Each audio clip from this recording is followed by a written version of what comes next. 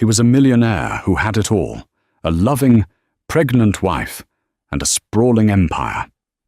But when her high-risk pregnancy became a life-threatening crisis, he didn't just walk away. He drained their bank accounts and left her to die. He thought she was finished. He didn't know his greatest rival, a silent billionaire, was watching. And he didn't know the wife he abandoned was carrying the secret to his entire fortune. This isn't just a story of betrayal.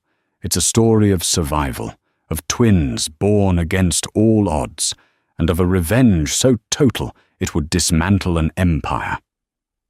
The penthouse on Park Avenue was less a home than a museum of Marcus Bishop's success. It was all glass, chrome, and cold, white marble, cantilevered over Central Park. From this height, the city lights looked like a scattered handful of diamonds, but for Sophia Kingston, they just highlighted her isolation. At 34 weeks pregnant with twins, she was a prisoner of this luxury. Sophia moved through the cavernous living room, one hand pressed to her swollen belly, the other to her temple, where a migraine was drilling into her skull. Her ankles were swollen to the point of being unrecognizable, and her vision had been blurring all afternoon. "Marcus?" she called out. The only reply was the click of his keyboard from the home office at the far end of the hall. She had tried to tell him. All day. "Marcus, I'm seeing spots," she'd said that morning. He'd waved her off. "It's just pregnancy, Sophia. You're being dramatic." "Marcus, my pressure." The home cuff said 180 over 110. "Those things are unreliable. I have the Bainbridge call. I can't be disturbed." Now, a sharp, terrifying pain lanced through her, right below her ribs. It was so intense she cried out, clutching a $50,000 suede chair for support. She felt a sudden, dizzying wave of nausea. "Marcus!" This time it was a scream. The clicking stopped. Seconds later, Marcus Bishop appeared in the doorway. He was immaculate in a custom-tailored Brioni shirt, his dark hair perfect. He was holding his phone, his expression not one of concern, but of profound annoyance. "What is it, Sophia? I am closing a 7-figure deal. This cannot wait." "Something's wrong," she gasped, sinking to her knees. The plush rug felt abrasive against her skin. "The pain. I can't see properly. It's like a strobe light in my eyes." Marcus looked at his wife, the woman who had been his quiet, brilliant partner for 8 years, now just a liability on his pristine floor. He sighed, a sound of pure impatience. "Get up. You're fine. You're just trying to get attention." "I'm not," she wept, a new fear rising. "Please, call Dr. Rossi. Tell her my head is splitting." Marcus checked his watch. "I'm not calling Rossi. It's 7 p.m. She'll charge a fortune. Just go lie down, drink some water." He started to turn back to his office. "No, wait." Sophia tried to stand, but the room spun violently. The pain in her side was no longer a stab. It was a white-hot fire. She collapsed fully, her cheek hitting the cold marble floor at the edge of the rug. "Marcus, please." He stopped. He looked down at her, and for a fleeting second, his mask slipped. It wasn't annoyance anymore.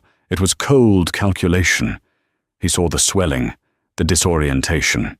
He knew, on some level, this was real. And he made a choice. He walked over to her, stepped around her, and went to the bar.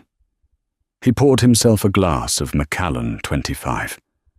"You've been nothing but a burden for months, you know that?" he said quietly, swirling the amber liquid. "This pregnancy, the complications, the constant complaining. I'm trying to build an empire, and you're... this." Sophia stared at him, the horror of his words cutting through the physical agony. What are you saying?" "I'm saying," he said, taking a sip, "that I am done. I am done with this, and I am done with you. The babies, she whispered, her hand protectively on her stomach. Your babies. Your problem.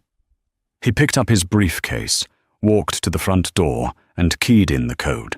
Marcus, don't leave me. I think I'm dying. He paused, his hand on the handle. That's your business, not mine. The door opened and closed with a quiet, expensive snick. The deadbolt engaged. She was alone. The silence of the penthouse was absolute. Sophia, paralyzed by pain and shock, lay on the floor for what felt like an eternity. Her vision was almost gone, replaced by flashing silver lights. The fire in her liver was unbearable.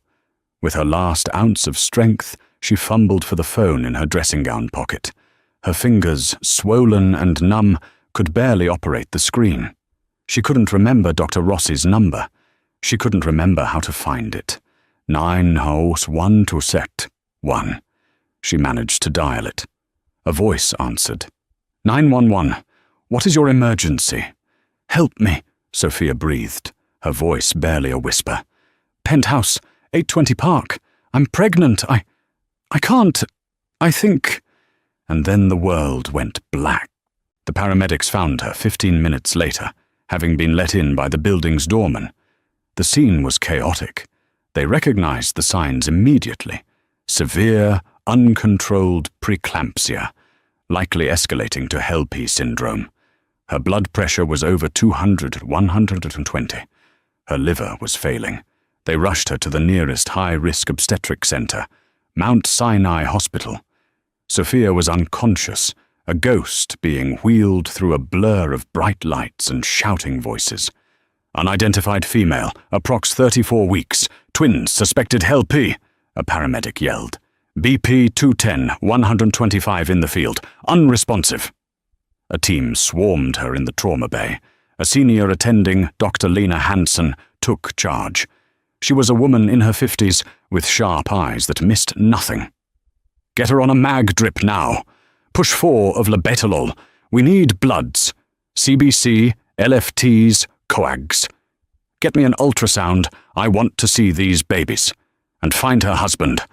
Find him now. A nurse, digging through Sophia's pocket, found her wallet. Name is Sophia Kingston Bishop. Husband. Marcus Bishop. Dr. Hansen's head snapped up. Marcus Bishop? The tech guy? Bishop Innovations? Looks like it, doctor. Then he can pay. I want her in the best suite in the CVQ, and I want the neonatal team on standby. These babies are coming out tonight. The nurse started making calls. She called Marcus's cell, voicemail. She called his office, a pre-recorded message. She called the penthouse. No answer. Meanwhile, Marcus Bishop was not on a business call. He was at a private terminal at Teterboro Airport. With him was Katrina, his sleek, ambitious head of marketing, and a woman who had been his mistress for 2 years. Is it done? Katrina asked, sipping champagne in the plush lounge.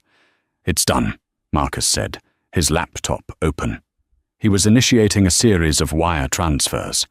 The accounts are being liquidated. By the time they realize she's there, the insurance will be cancelled. What about, you know, her? Katrina asked, a flicker of apprehension in her eyes. She's a ticking time bomb. Preeclampsia, just like the doctors warned. I saw her. She was collapsing. He sounded like a man discussing a poor quarterly report. It's a tragedy. A terrible, unforeseen tragedy. The poor, sick wife. The grieving husband. By the time I get the news in Zurich, it will all be over. And they won't survive. The doctor said it herself. High risk. If she goes, they go. It's clean. Katrina shuddered, though whether from horror or excitement was unclear. You're ruthless, Marcus. I'm a survivor, he corrected. She was the anchor. Her brilliant mind was yesterday's news. She gave me the foundation, and now she's a liability. I'm cashing out. He clicked the final transfer. Millions of dollars, including Sophia's personal inheritance and the joint accounts, flowed into an untraceable account in the Cayman Islands. He closed the laptop. Our flight is called. A new life awaits, my dear. Back at Mount Sinai, the atmosphere was one of rising panic. Dr. Hansen, the head of billing said, her face pale. We have a problem, a big one. What is it? Dr. Hansen said, scrubbing in for the emergency C-section. Mrs. Bishop's insurance. It was cancelled. Effective 4 p.m. today. We ran her credit cards, the Amex Black, the Visa, all declined, maxed out or frozen. Dr. Hansen stopped scrubbing. What? That's impossible. We're talking about Marcus Bishop. We finally got his assistant on the line. She said Mr. Bishop left the country on an unexpected emergency. She has no idea when he'll be back. She said all company finances are frozen pending a restructuring. The room went cold. The grieving husband wasn't grieving. He had fled. He left her, Dr. Hansen whispered, her voice shaking with rage. He knew this was happening, and he left her to die. The CVQ suite was no longer an option. The experimental treatments, the top-tier specialists, all gone. Doctor, a nurse said, her voice tight. Her platelets are crashing. She's at 40,000. Her liver enzymes are through the roof. We're losing her. And the babies. Fetal distress. Both of them. Dr. Hansen looked at her patient, a woman abandoned and dying. To hell with him, she said, pulling on her gloves. We're doing this. We're doing it right here. We'll use the hospital's discretionary fund. We will save them. We will save all 3 of them. Get me that ultrasound. Now. They were no longer just patients. They were survivors, and Dr. Hansen was going to war for them. The halls of Mount Sinai's benefactor wing are quiet, insulated from the chaos of the ER. Damien Hawke walked those halls, his $5,000 Italian suit seeming out of place in the sterile environment. He was not there for a gala. He was visiting the son of his head of security, who had just had a complex heart surgery, a surgery Damien had personally funded. He was a man who inhabited silence. Where Marcus Bishop was loud, flashy, and desperate for validation, Damien Hawke was the real power. A billionaire many times over, his wealth was in logistics, rare earth minerals, and next-generation tech. He was the shark in the deep water. And he hated Marcus Bishop. The rivalry wasn't just business, it was personal. 10 years ago, Bishop had used stolen data to undercut Hawke on a revolutionary logistics patent, a move that cost Hawke a multi-billion-dollar defense contract. Hawke knew Bishop wasn't smart enough to have come up with that data himself. He just never knew how he'd gotten it. As he was leaving the pediatric wing, he heard the commotion from the nurses' station down the hall. "I don't care who he is." A woman's voice, Dr. Hansen's, was ringing with fury. He abandoned her.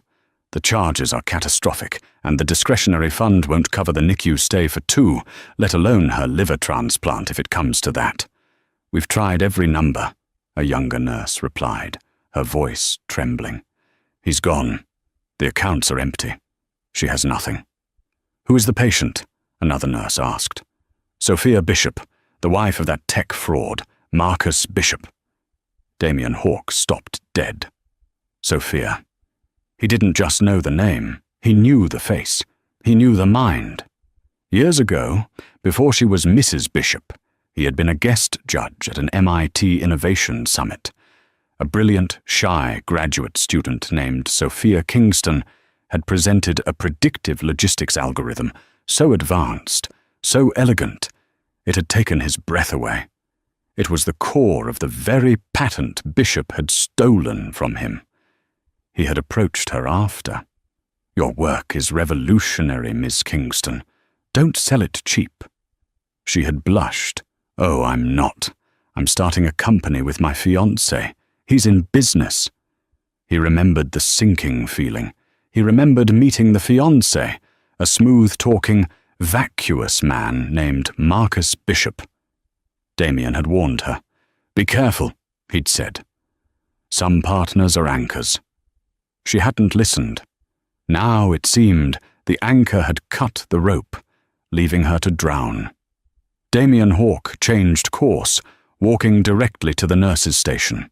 The women stopped talking, intimidated by his sudden, intense presence. "I am Damien Hawke," he said, his voice a low rumble. "I am here for Sophia Bishop." Dr. Hanson stared at him. Are you family?" "I am a colleague," he said, the word not quite fitting. "I understand there is a financial issue. There isn't one. Not anymore." He pulled out a sleek, black card. "The American Express Centurion. I am assuming all financial responsibility for Mrs. Bishop and her children. I want her to have the absolute best. Whatever she needs, whatever it costs. Move her to the best private suite. Get the best specialists in the country on a plane. I don't care." The billing administrator looked like she might faint. Dr. Hanson's jaw was set. "Mr. Hawke, this isn't just about money. She's critical. The babies are in distress. We're about to perform an emergency C-section. She may not survive." He left her. Damien's eyes turned to glacial ice. Marcus Bishop is a fool. He just threw away the only valuable asset he ever had. He looked at Dr. Hanson. "Save her. Save them. The cost is irrelevant." "We may need to transfer her," Dr. Hanson pressed. "If her liver fails, she'll need a transplant. The best facility for this combination of complications is the Mayo Clinic in Rochester." "Then get them ready," Damien said, already on his phone. He wasn't calling the clinic. He was calling his personal COO. "Peter," he said, turning away. "Scramble the Gulf Stream. We're flying a full medical team from Mount Sinai to Rochester, Minnesota. Now, and get me the legal team. I want a PI on Marcus Bishop. I want to know where he is, who he's with, and what he stole. I want him ruined." He hung up and turned back to the doctor. "She will be moved tonight, as soon as she's stable enough. My team is handling the logistics. Your only job, doctor, is to keep her alive." Dr. Hanson, for the first time in her career, was speechless. She finally nodded. "We'll do our best." "Do better," Damien said. He walked to the window, looking out over the city that Marcus Bishop had fled.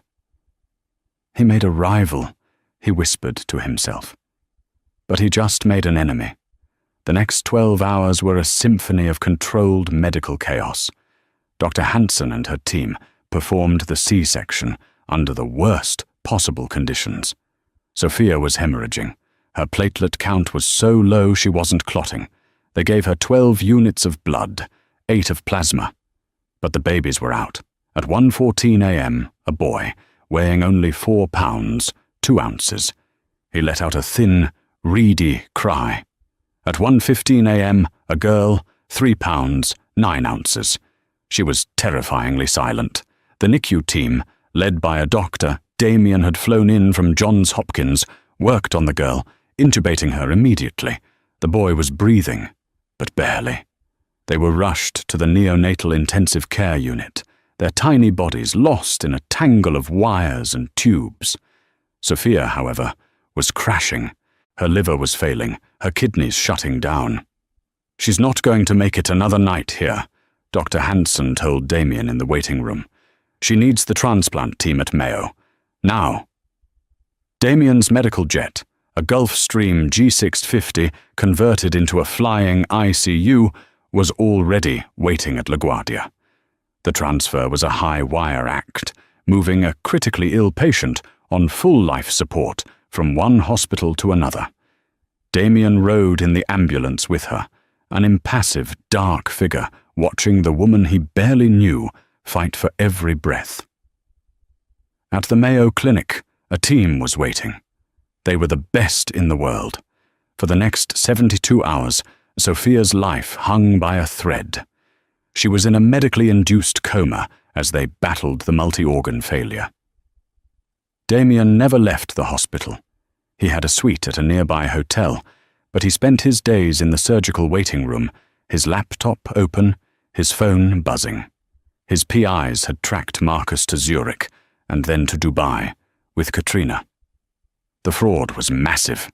He hadn't just drained the accounts, he had used Sophia's name to secure fraudulent loans before he fled, piling millions in debt onto her, assuming she would be dead and it would all disappear into probate. On the fourth day, Sophia's doctor found Damien staring at the NICU window. "Mr. Hawke?" He turned. "She's waking up." He followed the doctor to the CVQ. Sophia was conscious, barely. Her eyes, unfocused, darted around the unfamiliar room. She was intubated, unable to speak, her hands restrained to stop her from pulling at the tubes. Panic filled her gaze. Damien dismissed the nurses. He sat beside her bed. "Sophia," he said, his voice quiet. She focused on him. Recognition flickered. The judge. The man from MIT. "You're at the Mayo Clinic in Minnesota," he said calmly. "You were very sick. You had an emergency C-section." Her eyes widened, the panic turning to desperate, primal questioning. "The babies." "The babies are alive," he said quickly, seeing her terror. "They are small. They are fighting. A boy and a girl. They are in the NICU. They are stable." Sophia closed her eyes, tears streaming down her temples. Alive. He let her absorb that for a moment before continuing. He knew he had to tell her the rest. He had to give her a reason to fight. "Sophia," he said, leaning closer. "The doctors here saved your life, but the doctors at Mount Sinai couldn't have. They didn't have the resources." She looked at him, confused. "Resources? We're rich." "When you were admitted," Damien said, his voice flat, emotionless, "your insurance was cancelled, your credit cards were declined, your bank accounts were empty." The tears stopped. Her eyes locked on his. "Marcus is gone," he said. "He left the country. He took everything. He left you, Sophia. He left you there to die." He had expected her to break, to weep, to fall into despair. But Sophia Kingston was not that woman. She stared at the ceiling for a long, terrible moment. He could see the fragmented memories replaying in her mind. The migraine, the pain, his annoyed face, the glass of scotch, the door closing. "That's your business, not mine." Her breathing, tracked by the monitor, steadied. Her heart rate, which had spiked, returned to a grim, steady rhythm. She turned her head and looked at him. She was still intubated, still trapped in her own broken body. But the look in her eyes was one he recognized. It was the same look he saw in the mirror every morning. It was pure, unadulterated rage. She raised one hand, her fingers trembling, and made a writing motion in the air. A nurse hurried over, removed the breathing tube, and held a cup of water with a straw to her lips. Her first words, raw and agonizing from the tube, were not "thank you" or "why." They were a question. "Did he take the algorithm?" she rasped, her throat on fire. Damien stared at her. He had his answer. "He took the company, Bishop Innovations. It was all built on your original patent, wasn't it? The one you showed me at MIT. Sophia nodded, wincing. He convinced me. To put it in his name. Safer. For the family." "He didn't just steal from you, Sophia," Damien said, his own anger rising. "He used your work to steal from me, a defense contract 10 years ago." Sophia's eyes closed, the final piece of the puzzle clicking into place. He underestimated me," she whispered. "He always did."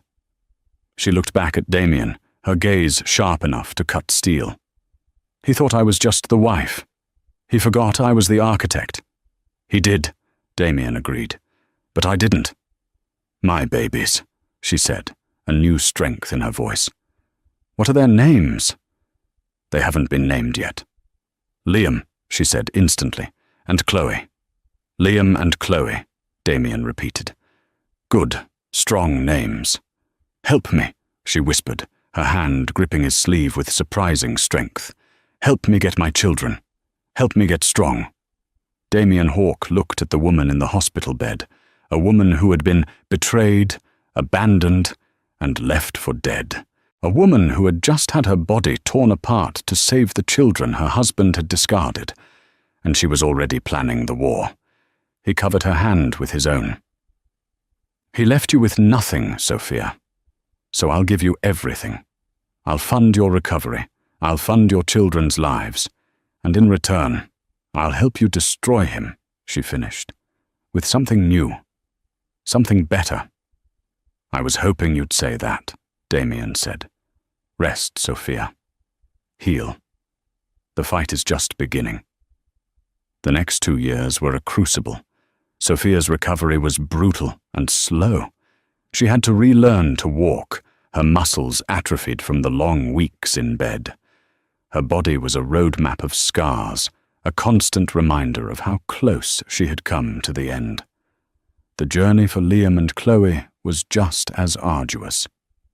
They spent 104 days in the NICU. Sophia lived at the Ronald McDonald House, just steps from the clinic, a place Damien had funded with an 8-figure donation.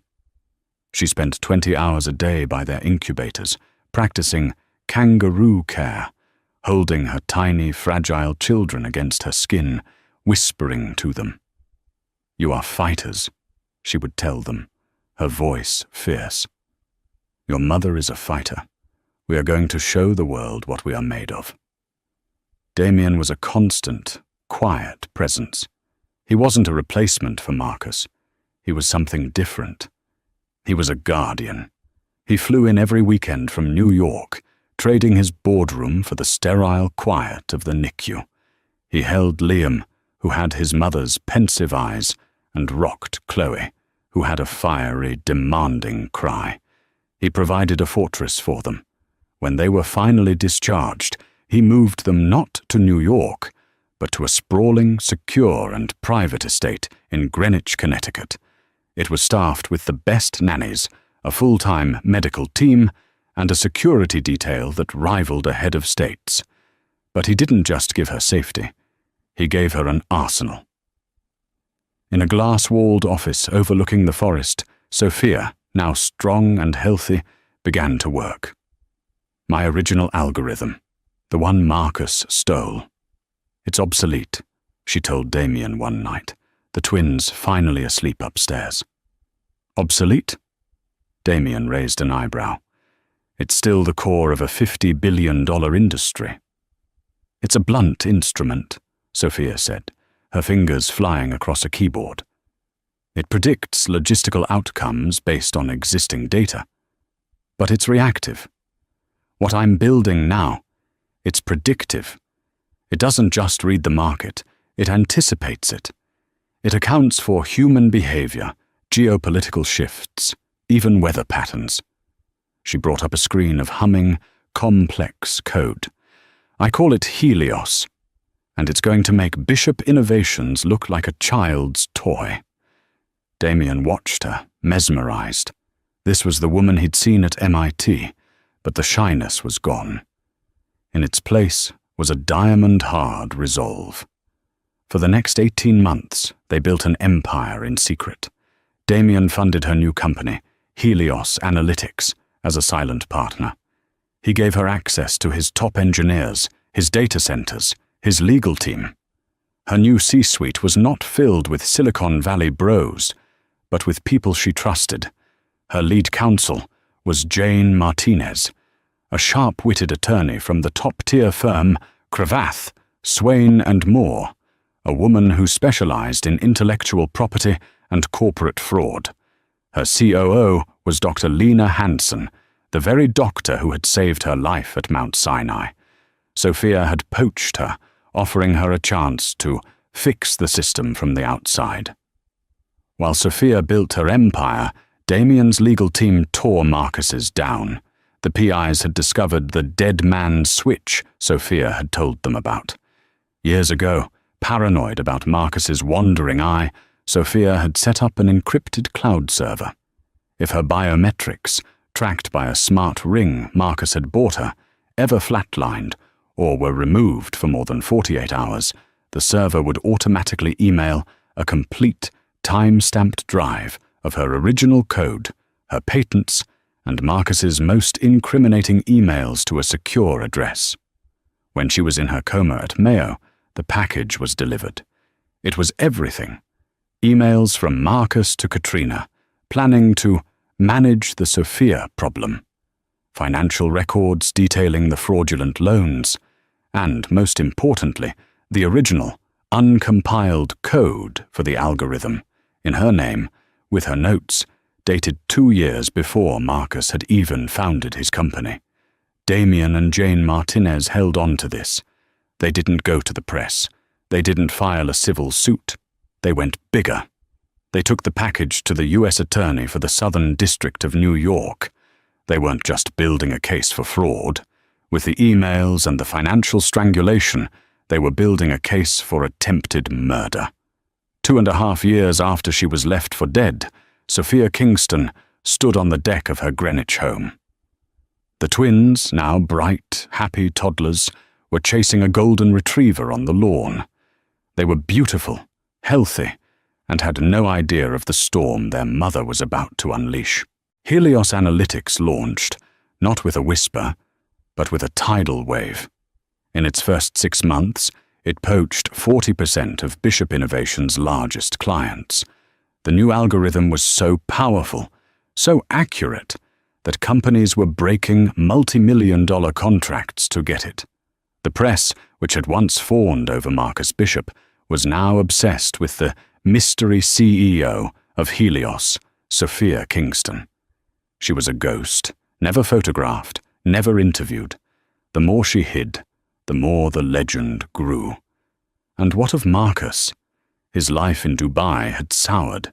The money he'd stolen, a little over $90 million, was a vast sum, but he spent it with reckless arrogance.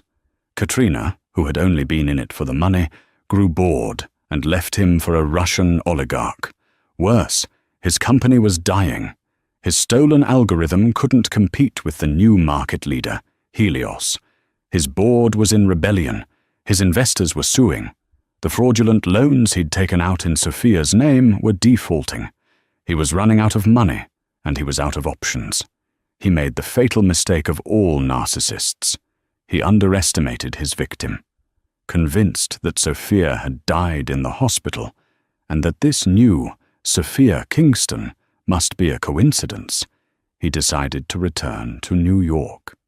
He would file for bankruptcy, claim he was the victim of a market shift, and try to use his grieving widower status to garner sympathy and new investors. He still had the Bishop name after all. He booked a ticket to the Future of Tech Summit in New York City, the same event where he had been the keynote speaker 3 years prior. He was hoping to network, to remind the world that he was still Marcus Bishop. He had no idea that the new keynote speaker, the one everyone was there to see, the reclusive genius behind Helios Analytics, was finally ready to make her public debut. The grand ballroom of the New York Hilton was electric, a cathedral of technological ambition. The Future of Tech Summit was the event of the year, and the air crackled with the sound of 1,000 side conversations, the scent of expensive coffee, and the faint ozonic hum of new hardware. Every major venture capitalist from Sand Hill Road was here, every influential tech journalist, every CEO looking to poach or be poached, standing in the back, near a service exit, was Marcus Bishop. He was a ghost haunting his own former palace. His suit, a once proud Armani, hung loosely on his frame. He'd lost weight, the stress and cheap whiskey having whittled him down. But his arrogance remained, a bitter, protective shell. He'd managed to get a pass from a low-level contact, telling them he was consulting and looking for the next big thing. In truth, he was broke. The $90 million was gone, squandered on bad investments, a demanding mistress who had long since vanished, and a desperate attempt to prop up his failing company. Bishop Innovations was a carcass, picked clean by this new, mysterious competitor. He sipped his watery coffee, his eyes scanning the crowd with contempt. "Fools," he muttered. They were all fawning over the day's main event, the first ever public appearance of the CEO of Helios Analytics. This Sophia Kingston, this phantom who had come from nowhere and, in 18 months, systematically dismantled his life's work. He despised her without even knowing her. Another overhyped Stanford brat, he thought. Probably got lucky with one line of code. They'll be bowing at my feet again by next year. He was here to network, to find a new backer, a new Sophia to bankroll his comeback. He just needed to remind them all who he was. The lights in the ballroom dimmed. A hushed anticipation fell over the crowd of 2,000. A disembodied voice boomed over the speakers. "Ladies and gentlemen, our keynote speaker needs no introduction, though her work speaks for itself. She is the mind that has, in less than 2 years, fundamentally redefined the predictive analytics industry. The architect of Helios, the woman Forbes has already called the Oracle of Silicon Valley. Please welcome, for the very first time on a public stage, the founder and CEO of Helios Analytics, Ms. Sophia Kingston." Marcus rolled his eyes and took another sip. What a ridiculously dramatic. His thought fractured. The name. Sophia Kingston. It was a common enough name. It had to be a coincidence. It was a sick, cosmic joke. His mind refused to make the connection. His Sophia was dead. He'd made sure. He'd checked the hospital records from Dubai. Jane Doe, critical, then vanished from the system. He assumed she'd died a pauper, buried in a potter's field. A figure emerged from the wings, walking into the sharp, white spotlight. Marcus's hand, holding the coffee cup, began to shake. The cup clattered to the floor, splashing lukewarm liquid over his rented shoes. He didn't notice. It wasn't a coincidence. This was not the pale, tired, swollen woman he had last seen collapsing on his marble floor. This was not the shy, brilliant academic he had molded and controlled. The woman on the stage was an entirely different creature. She was dressed in a cobalt blue suit that was severe, elegant, and screamed power. Her dark hair was cut in a sharp, professional style. She moved with a confidence that bordered on predatory. But it was her eyes, the eyes he knew so well, that held him captive. They were no longer soft and pleading. They were cold, sharp, and utterly devoid of fear. They were the eyes of a survivor. She was alive. Marcus's world tilted. His first thought wasn't guilt. It wasn't relief. It was a searing, narcissistic rage. She was alive, and she had stolen his company. "Good morning," Sophia said into the microphone. Her voice was calm, clear, and carried to every corner of the massive room. The monitors on either side of the stage, bigger than buses, showed her face in high definition. She was beautiful, but it was a beauty forged in fire. In the front row, she made brief eye contact with Damien Hawke. He wasn't on the stage with her. This was her victory. But he was there. He gave her a single, almost imperceptible nod. "The stage is yours."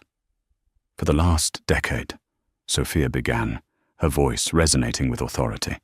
The tech industry has been running on a lie. We've been told that success is a race, that the fastest, the loudest, the most ruthless wins.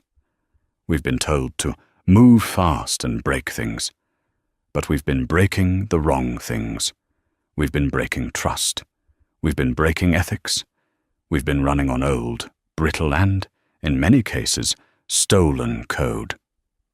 A ripple of discomfort went through the room.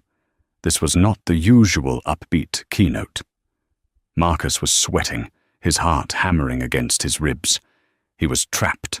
The crowd was packed too tightly to let him escape. The previous generation of analytics, Sophia continued, pacing the stage slowly, was a blunt instrument. It could tell you what happened yesterday. It was reactive. She didn't have to say the name. Everyone knew the industry standard was Bishop Innovations. It was a company built by a pirate, not an architect. She clicked a remote. The screen behind her lit up. The Helios system is different. It is not reactive, it is predictive. It doesn't just read the data, it understands the human behavior behind the data. It anticipates market shifts, supply chain crises, even geopolitical unrest. It is an engine built on truth. For 10 minutes, she held the room of experts in rapt attention, detailing the elegant, terrifying, beautiful complexity of her code. She spoke of neural networks and behavioral economics, and even the most seasoned engineers in the room were mesmerized. She wasn't just a CEO.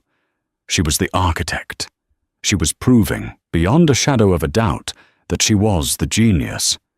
Then she paused. The screen behind her went blank. But Helios wasn't just built for profit, she said, her voice shifting, becoming more personal. The room leaned in. It was built from a place of necessity. It was built because, 2.5 years ago, my life was built on a lie. Marcus was backing up, hitting the wall. No, no, no, no. I was an architect then, too, Sophia said, her gaze sweeping the room. I was the chief architect of what you all knew as Bishop Innovations. The room erupted. Gasps, shouts. Journalists were already on their feet, their cameras flashing. I was a silent partner, she said, the words dripping with irony. I was the wife. I was told to stay in the background, to let the face of the company handle the business. And I agreed, because I was in love, because I was building a family. She clicked the remote again. The screen behind her changed. It wasn't a graph, it wasn't code. It was a high-resolution photograph of 2 tiny, identical incubators. Inside, 2 impossibly small babies, Liam and Chloe, were lost in a sea of tubes and wires. This, Sophia said, her voice thick with a controlled cold fury, was my complication. These were my partners, Liam and Chloe Kingston, born at 34 weeks, weighing 4 pounds and 3 pounds. Their lungs weren't ready. Their lives were hanging by a thread. The ballroom was absolutely silent. You could hear a pin drop. I was in the hospital, fighting for my own life, Sophia said, her eyes finding Marcus in the back of the room. He was frozen, a pillar of salt. Severe preeclampsia, HELP syndrome, multi-organ failure. My husband, the CEO of Bishop Innovations, decided this was a bad quarter. He decided, she said, her voice dropping, that a dying wife and 2 premature babies were a liability, a drain on resources. He decided a new life with his mistress in Dubai was a better investment.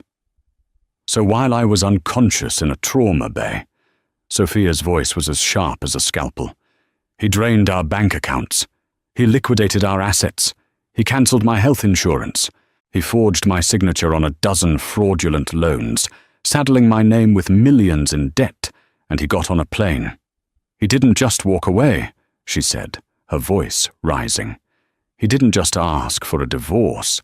He left me and his unborn children to die. A Jane Doe in a public hospital with no money, no insurance, and no name. The collective horror in the room was a physical force. Liar! The scream ripped through the silence. It was Marcus. His pathetic, arrogant mask had shattered, revealing the unhinged monster beneath.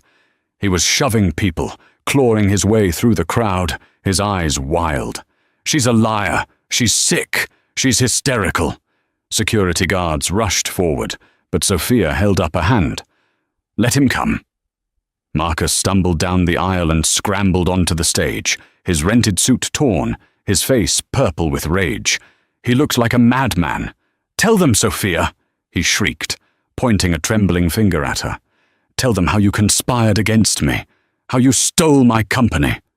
He looked out at the crowd, desperate. "She's been poisoned. By him." He pointed at Damien Hawke, who was now standing, his face a mask of cold judgment. "Damien Hawke, my rival. He found her. He bankrolled this. This is a corporate takeover." He turned back to Sophia. "And my children! You stole my children! I am their father. I have rights. You have no right to keep them from me." He lunged. This time, two large men in dark suits, Damien's personal detail, materialized on stage and intercepted him, holding him by the arms in an iron grip. He struggled, but it was useless. Sophia hadn't even flinched. She waited for his struggles to subside into pathetic sobs. She took the microphone from the podium and walked calmly toward him until she was standing just a few feet away. The monitors showed both their faces, his contorted in a mask of desperate rage, hers a portrait of absolute, icy calm. "Your rights, Marcus?" she asked, her voice quiet but amplified to fill the room. "Let's discuss your rights."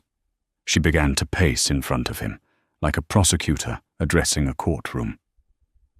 "Did you have the right to ignore my pleas when I told you I couldn't see? When I told you my blood pressure was 180 over 110? When I collapsed on the floor of our home? Did you have the right to step over my body, pour yourself a scotch, and tell me my dying was my business? Did you have the right to call your bank and initiate a wire transfer for $90 million to the Cayman Islands while I was in the back of an ambulance? Did you have the right to call our insurance provider and use your power of attorney to cancel my policy, knowing that without it, any hospital would be forced to deny me the life-saving care I needed? And did you," she said, stopping directly in front of him, "have the right to take out 3 separate business loans from J.P. Morgan Chase, Goldman Sachs, and Morgan Stanley for $50 million each, by forging the signature of a woman you had already left for dead?" Marcus's face had gone from purple to a sickly, mottled white. The sweat was pouring off him. You can't prove any of that," he stammered. "It's lies. It's her word against mine." "It's funny you should mention proof, Marcus," Sophia said. A small, cold smile touched her lips. "You were always so careless." She looked to the side of the stage. "Mr. Hawke, would you mind?" Damien nodded. "Jane, I believe it's your cue." A side door to the ballroom opened. A group of people walked in, their footsteps heavy. The crowd parted. Leading them was Jane Martinez, her face set. Beside her was Dr. Lena Hansen, the doctor from Mount Sinai, and behind them were 2 uniformed NYPD officers and a man in a dark, serious suit. Marcus's legs gave out. The security guards held him up. "Marcus Bishop," the man in the suit said, his voice hard as he stepped onto the stage, flashing a badge. "Detective Frank Miller, NYPD Major Crimes. You're under arrest." "Arrest?" Marcus shrieked, his voice cracking. "For what? A bad divorce? This is a civil matter." "Mr. Bishop," Jane Martinez said, stepping forward. She held up a thick sheaf of documents. "You are being served. This is a civil suit from Hawke Industries for $10 billion in damages for the theft of intellectual property. And this," she produced a second, thicker file, "is a civil suit from Ms. Sophia Kingston for fraud, embezzlement, identity theft, and punitive damages totaling your entire net worth." "But that's not why we're here," Detective Miller said, pulling out a pair of handcuffs. "You're being charged with 12 counts of aggravated wire fraud, 3 counts of conspiracy, and 3 counts of aggravated identity theft." "But that's not all," Dr. Hanson said, her voice shaking with the rage she had held in for 2.5 years. "I'm the doctor who received Sophia at Mount Sinai. I'm the one who had to tell my team that her insurance was cancelled while she was dying on my table. I am here to testify that your actions were not just abandonment. They were a deliberate attempt to end her life." "You're also under arrest, Mr. Bishop," Detective Miller said, "for attempted murder in the 2nd degree." "You'll never prove it," Marcus screamed, a wild, cornered animal. "It's circumstantial. It's conjecture." "No, Marcus," Sophia said, her voice cutting through his final, desperate plea. "It's data." She raised her right hand. On her finger was an elegant, simple platinum ring. "You remember this?" she asked. "The smart ring you gave me. You were obsessed with my metrics, my sleep, my steps, my heart rate." Marcus's eyes widened in dawning, abject horror. "You were a terrible coder, Marcus. You always left back doors. I found one, and I planted a seed. A dead man's switch. I coded it to trigger if my heart rate either flatlined or registered as critically unstable for more than 24 hours without a manual override from me." She looked at him. "When I was in that coma at Mayo, the switch triggered. It unlocked a secure encrypted server, and it compiled everything. Every line of my original, time-stamped code. Every email you sent to Katrina planning to manage the Sophia problem. Every scanned, fraudulent loan application. Every bank transfer. Every voice memo where you bragged about how you'd be free. It created 2 identical packages," she said, her voice dropping to a whisper as the detective cuffed Marcus's hands behind his back. The click of the metal was the loudest sound in the room.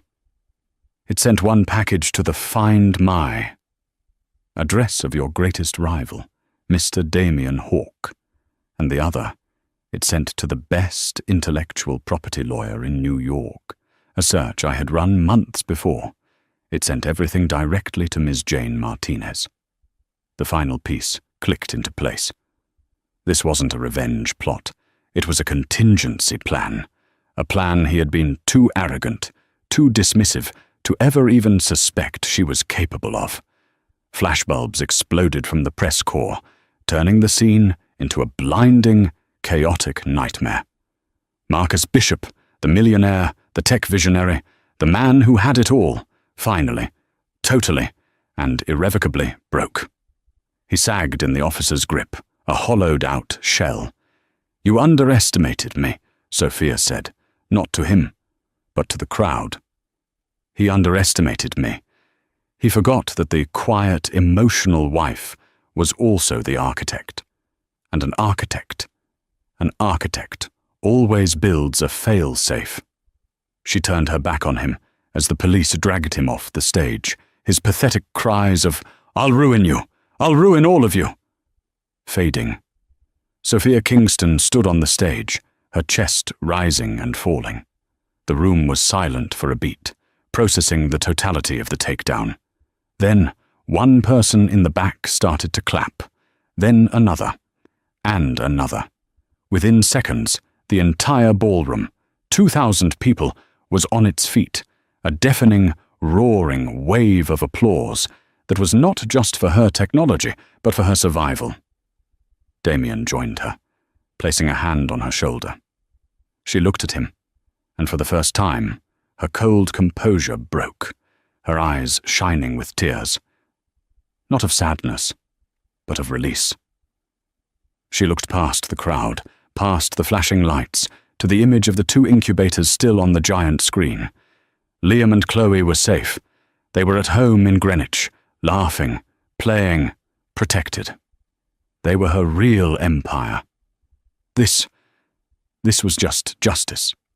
Marcus Bishop was found guilty on all counts, sentenced to 25 years to life for attempted murder and financial crimes.